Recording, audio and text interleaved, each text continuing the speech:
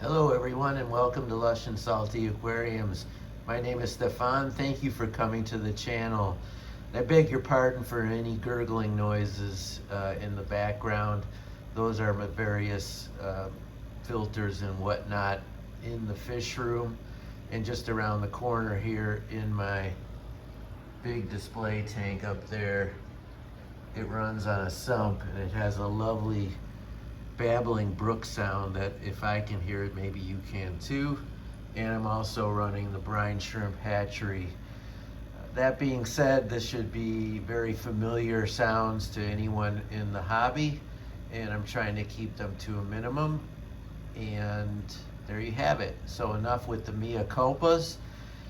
We're down on the ground floor of my racking system. Whee! First floor, lingerie. And this is my lowest of low-tech tanks, the 5-gallon Petco Special. Yes, that's right, I got this aquarium at the half-off sale at Petco one day when I was just loitering. And there was the sale sign, so I just picked it up, put it in the closet, and then a couple months ago, or actually longer than that, I set it up as first a plant grow out tank a la the Wallstead method. Then I put in some baby fry from my live bears tank. Those grew up way too many, too big for this small aquarium. Took all those to my LFS for a trade. And then I kept this as sort of a natural, do nothing to it, low-tech tank with a bunch of Neocaridina, some scuds I got from Phillips Tank Works. Check him out. Tony is an awesome guy.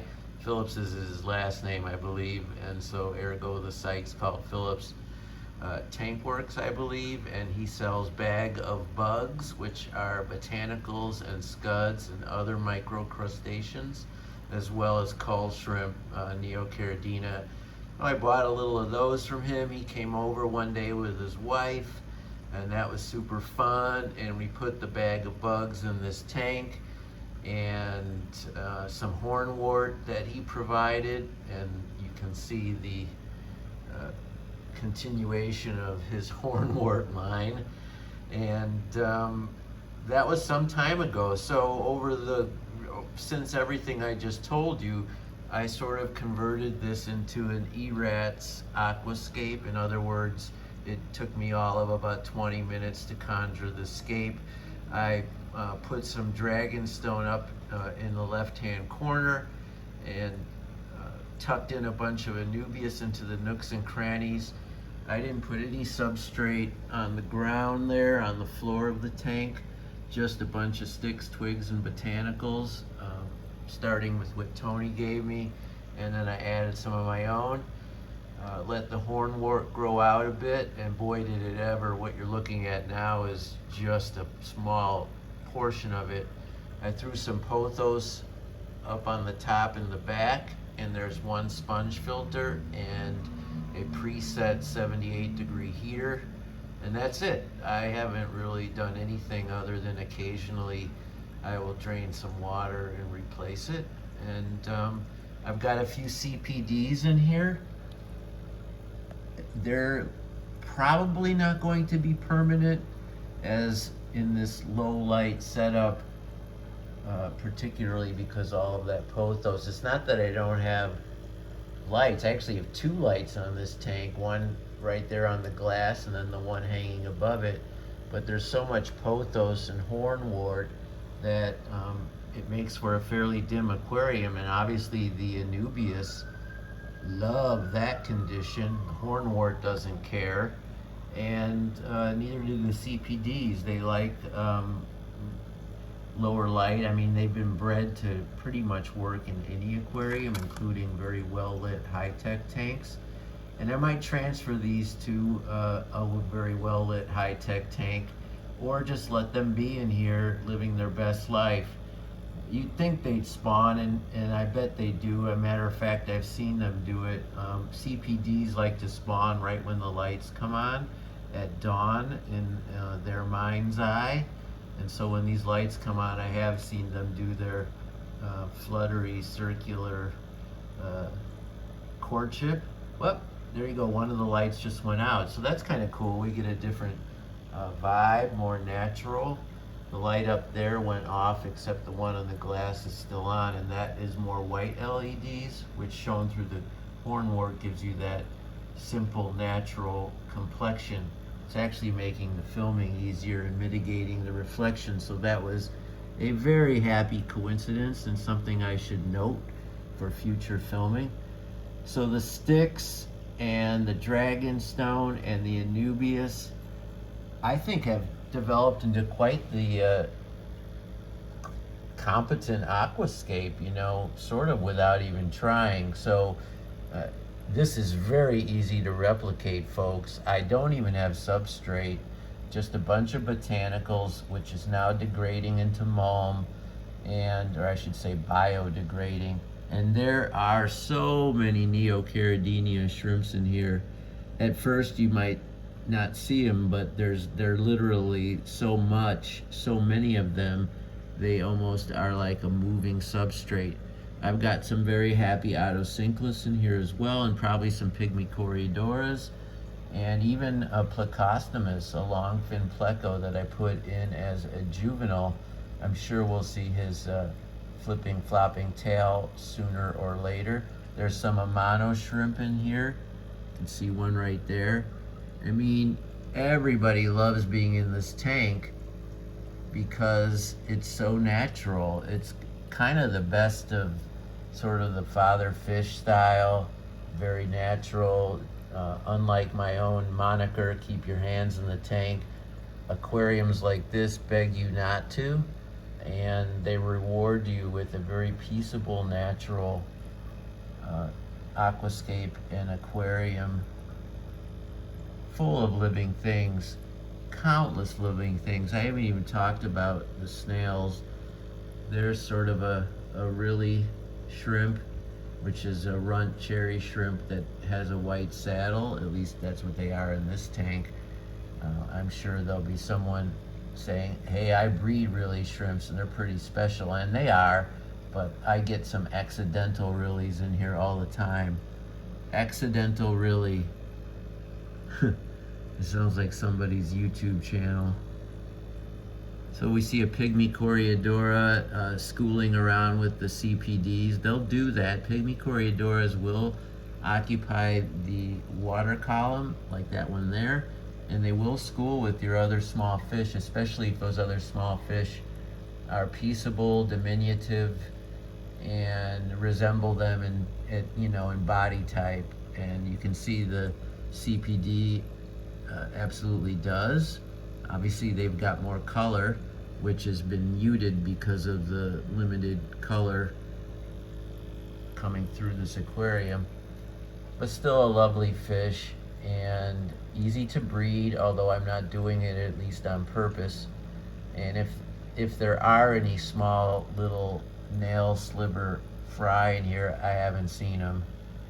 I haven't looked obsessively, and they'd be up in here if they would survive.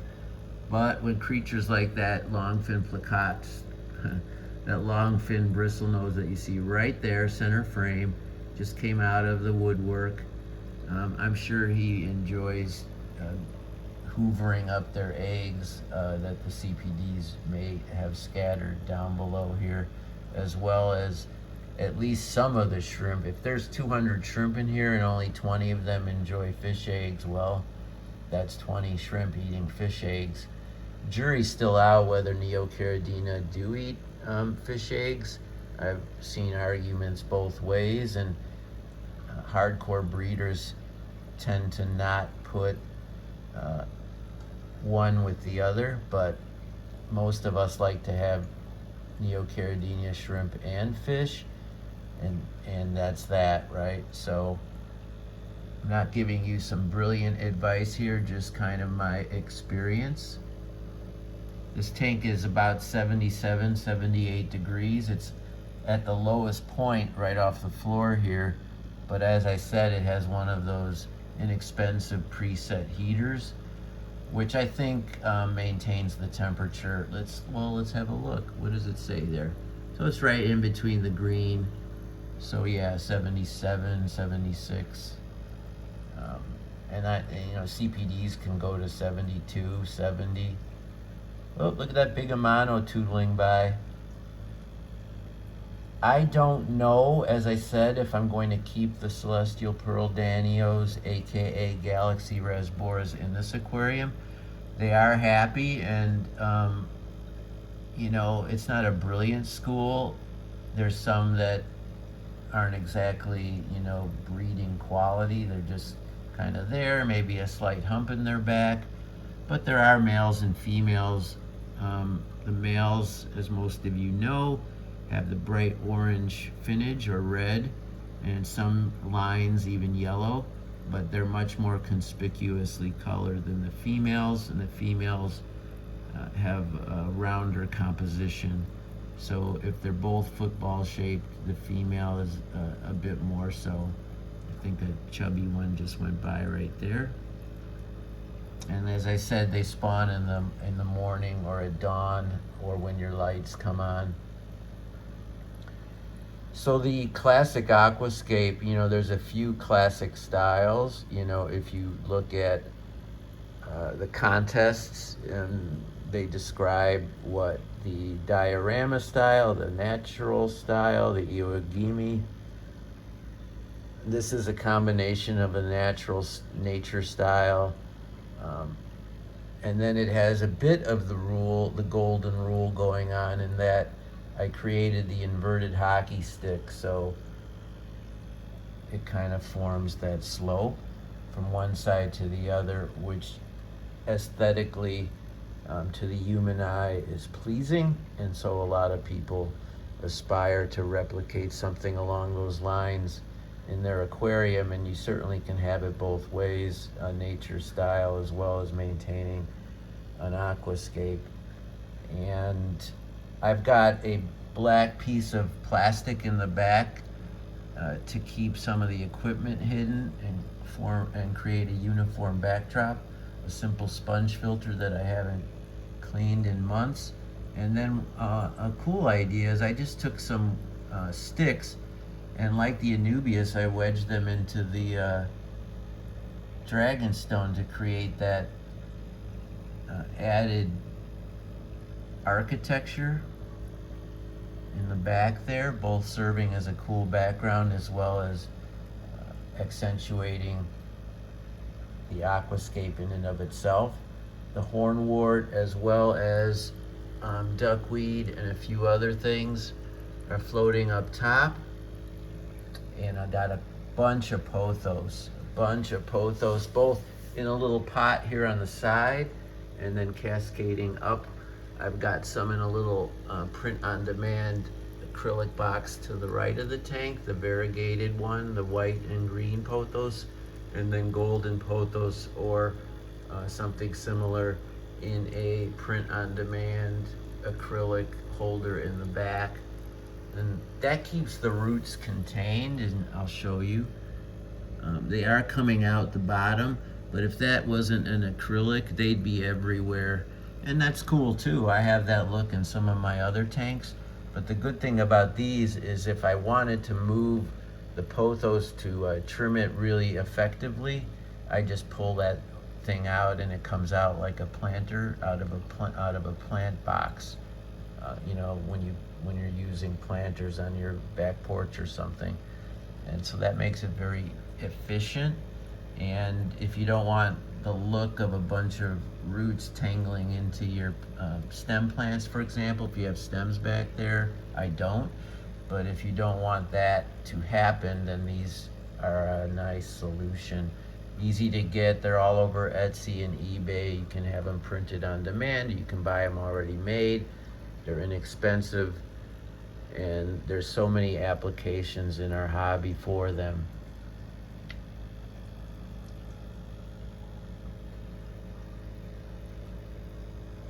I'm just giving you a couple angles.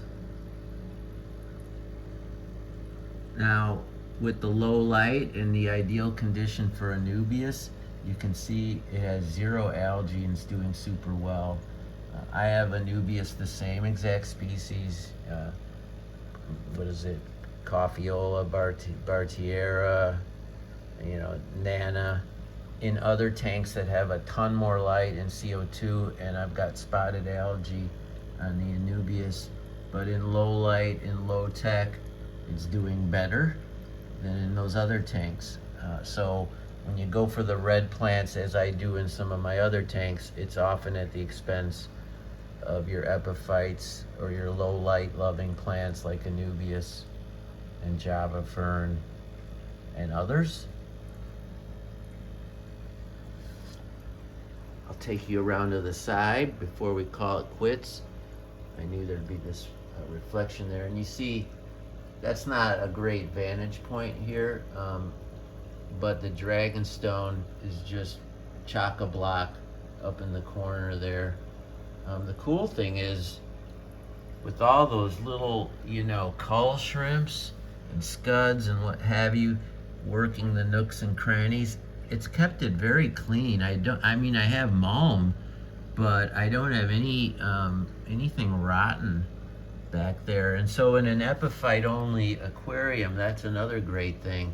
You're not going to have anything collecting that can become toxic even in the deepest, darkest recess of your tank, because all the plant matter is up and out and stuck into the your aquascape, where you can deal with it if it were causing you problems, or in my case, unfortunately, it isn't causing problems.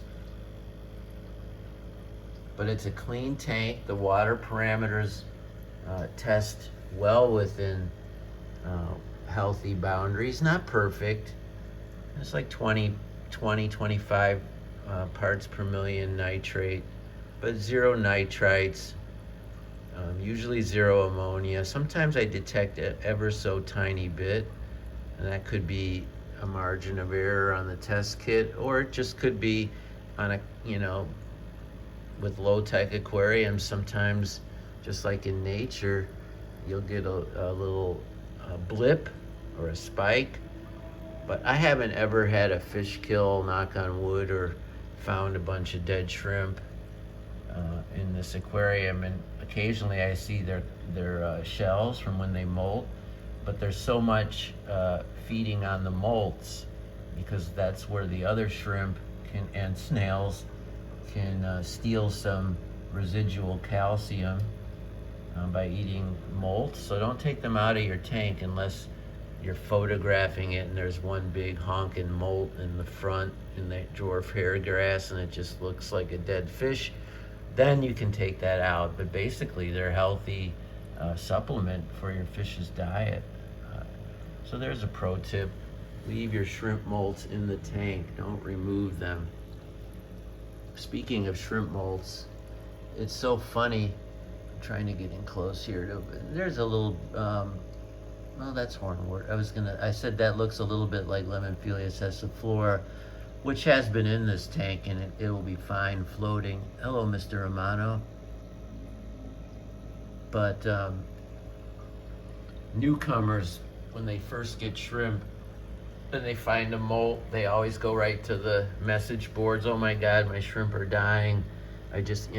No, actually, they would die if they couldn't molt, and sometimes that does happen, but that's a subject for another video. Molts are how they grow, plain and simple, and their exoskeleton has calcium and other minerals in it. As a matter of fact, calcium and other minerals are necessary for shrimp's exoskeletons. So if your tank is too acidic, too low in pH, the water's too soft, you often have to supplement it. And I do throw some wafers that are calcium and mineral charged. Look at the size of that amount of shrimp, arguably bigger than it needs to be, but shrimp are very adaptable. There's 5 gallons is fine. There might be 100 shrimp or more in here. They're just drab. They're all culls. I've seen black rose. I've seen cherries, the artificial rillies that I was joking about. And most of them are that wild There's the plecos. They're too big for this tank, but that's a full breakdown to get those out. And since I hardly see them anyway, they can't be that too big. Whatever's going on in here, it's working. Your eyes are your best test for an aquarium, followed by your nose, because if you smell something, you better look into it. Your fish room shouldn't smell like anything, maybe the vague sense of a garden nursery, organic smell at most, but mine doesn't smell like any of that. Thank God, or my wife, my fish room would be in serious jeopardy. Well, maybe I should rephrase that. My marriage would be in serious jeopardy if this fish room had a funky aroma. But your eyes are the best test for the integrity of your aquarium.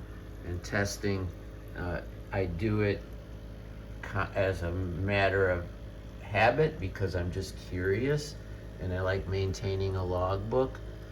But technically I don't have to test this water. I'm looking at it as you're looking at it, and everything's a-okay.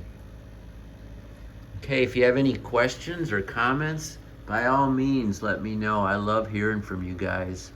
Your support means the world to me.